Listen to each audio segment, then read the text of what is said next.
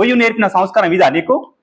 అడుగుదాంపా OU ప్రొఫెసర్లని, నువ్వు మాట్లాడింది correct అని ఒక్కడన్నా నేను ఈ వీడియో డిలీట్ చేస్తా. నీ ఎమ్మటి ఉద్యమం చేస్తున్న వాళ్ళు ఉన్నారే కొంతమంది వస్తారు కదా, వాళ్ళని అడుగు, వాళ్ళు సమర్థిస్తున్నావు నువ్వు అన్న మాటలు.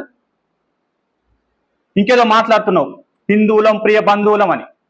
అవును, హిందువులకు అన్యాయం జరిగినప్పుడు ఎక్కడ పోయినావు నువ్వు? లవ్ జిహాదీ పేరుతో తెలంగాణ నుంచి ఎంతో మంది అమ్మాయిలని పాకిస్తాన్ తీసుకుపోతున్నారు. ఈ అంశాలపైన ఎప్పుడు ప్రెస్ మీట్లు పెట్టలేదు మరి? మనం పెట్టాం ఇలాంటి విషయాల మీద. ఇంకేదో మాట్లాడినావు మా కుల వృత్తులను ఆగం చేస్తురని. నిజంగా ఇవాళ తెలంగాణలో కుల వృత్తులను కోమటోళ్ళే దుకాణాలు నడుపుతున్నారా? బార్బర్ షాపులు మంగళోళ్ళే నడుపుతున్నారా? మటన్ షాపులను కట్టుకోలే నడుపుతున్నారా? వేరే వృత్తుల వాళ్ళు ప్రవేశించి వ్యాపారాలు చేయట్లేదా? మొన్న ఏమైంది? వికారాబాద్లో ఏమైంది? నల్గొండలో ఏమైంది? నల్గొండలో బార్బర్ షాపుల్లో దాదాపు 23 మంది వ్యక్తులు ఇతర మతస్థులు చేరి వ్యాపారాలు చేస్తున్నారు.